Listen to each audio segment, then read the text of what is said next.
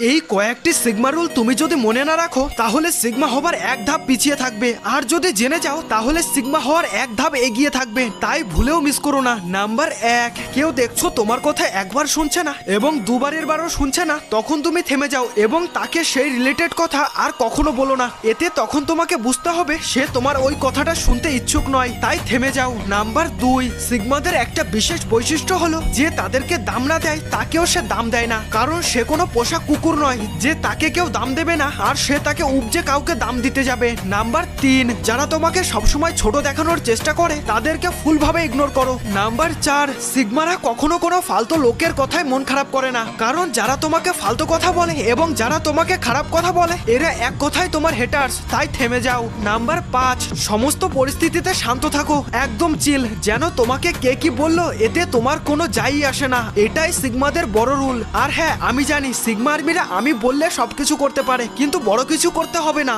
Just একটা like করতে হবে। এটা তো আমাকে বন্ধু ভেবে করাই যায়।